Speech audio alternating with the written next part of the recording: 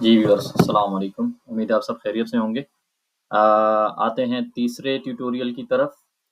और पिछली वीडियो में आपको याद होगा कि हमने कस्टमर्स क्रिएट किए थे, वेंडर्स क्रिएट किए थे। और इस वीडियो में हम बनाना सीखेंगे कि जो आइटम्स में जिनमें आप ट्रेड करते हैं, सेल परचेज़ करते हैं, वो आइटम्स की लिस्ट, आइटम्स की प्रोफाइल्स कैसे बनानी है, ठीक है? तो इसमें थोड़ी-सी डिटेल है। इंशाल्लाह उम्मीद है आप समझ जाएँगे। यहाँ पर जब हम प्रोडक्ट्स पे आ जाते हैं, ये हमारे पास प्रोडक्ट्स की लिस्ट है, इसमें आ जाते हैं तो यहाँ पे हम न्यू प्रोडक्ट पे क्लिक करते हैं। यहाँ पे आके आपने प्रोडक्ट का नेम दे देना है, ठीक है? जैसे फॉर एग्ज़ाम्पल मैं यहाँ पर किसी भी आइटम का नाम दे देता हूँ ब्लैक टी, ठीक है? यहाँ पे हमारे पास है पीसेस पर कॉटन। ये उनके लिए है जो लोग कॉटन खरीदते बेचते भी हैं और फिर कॉटन खोल के पीसेस भी खरीदते और बेचते हैं, ठीक है? तो यहाँ पे आपने मेंशन करना है कि आप जो कॉटन ले रहे हैं या कोई भी बड़ा यूनिट आप ले रहे हैं और उसमें फिर छोटे यूनिट्स की तादाद कितनी है वो हमने मेंशन करनी है। तो फॉर एग्ज़ाम्पल हम एक कॉटन खरीदते हैं जिसमें ये 10 यूनिट्स होते हैं, 10 पीसेस होते हैं, केजी का पैक है व्हाटएवर जो भी है। या मैं आइटम को यहाँ पे कोई इलेक्ट्रॉनिक कर देता हूँ तो इसमें आपको समझ आ जाएगी, ठीक है? तो हम ये कहते हैं कि एक कॉटन में हमारे पास 10 यूनिट्स आते हैं, स्मॉलर यूनिट्स, ठीक है? तो यहाँ पे हम 10 मेंशन कर देंगे, ठीक है?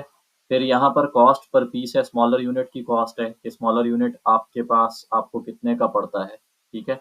तो हम ये कह देते हैं फॉर एग्ज़ाम्पल ये हमें 250 का पड़ता है, हम स्मॉलर यूनिट 300 का सेल करते हैं, ठीक है? और यहाँ पे इलेक्ट्रॉनिक अगर हमसे कोई कॉटन ले तो वो हम कितने का सेल करेंगे? तो ये 2500 बनते हैं लेकिन हम कहते हैं कि हम होलसेल में इसको 2450 का सेल करेंगे। सॉरी, कॉस्ट हमें 2450 का कॉटन पड़ता है वेंडर से अगर हम बल्क में लें यानी पूरा कॉटन खरीदें।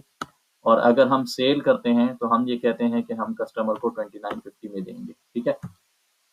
ये तो बेसिक इन्फॉर्मेशन है, हर आइटम के लिए ये इन्फॉर्मेशन तो लाज़मन आपने लिखनी है, ठीक है? बाज़ लोग कहते हैं कि यहाँ पे अगर हम प्राइस लिख दें तो हम प्राइस चेंज करना चाहें तो यहाँ पर आप कोई भी प्राइस लिख दें, आप जब इनवॉइस बनाएँगे वहाँ पे आप प्राइस चेंज कर सकते हैं, उसमें कोई इश्यू नहीं है।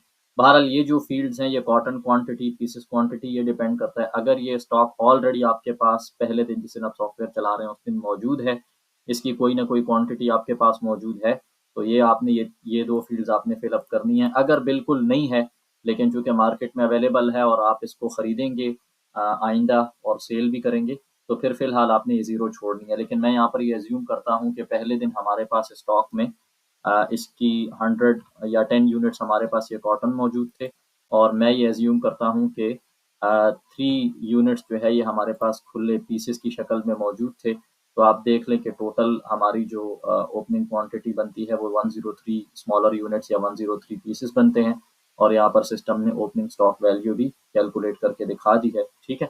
तो दूसरा बाज़ लोग इसमें कन्फ्यूज़ हो जाते हैं कि हम जब नया आइटम खरीदेंगे तो फिर क्या हम यहीं पे आके इसको रीएडजस्ट करेंगे? नहीं, आप जब नया आइटम यानी यही आइटम जब आप इलेक्ट्रॉनिक का दोबारा खरीदेंगे सप्लायर से तो उसके लिए अपना परचेज़ बिल बनेगा। ये वाली क्वांटिटी जो हमने यहाँ पर मेंशन की ये सिर्फ़ फर्स्ट डे के लिए है, पहले दिन जो स्टॉक आपके पास गोदाम में या दुकान में यानी वेयरहाउस में कहीं पे भी आपके पास पड़ा है, उसकी क्वांटिटी आपने अपडेट कर दी है। इसके बाद आपने इसको सेव करके अपडेट कर देना है और यहाँ पे आपके पास मैसेज आ जाता है इन्वेंटरी आइटम क्रिएटेड, ओके कर दें और यहाँ पे आके आप अपनी इस लिस्ट को रिफ्रेश करें, तो ये देखें हमारे पास करंट स्टॉक स्टेटस जो है वो आ जाता है यानी 10 यूनिट्स हमारे पास कॉटन है, जो बड़ा यूनिट है और 3 यूनिट्स हमारे पास पीसेस की शक्ल में भी पड़े हुए हैं। ठीक है, इस वीडियो में इतना ही, इंशाल्लाह अगली वीडियो में नेक्स्ट स्टेप्स पर बात करेंगे। Thank you.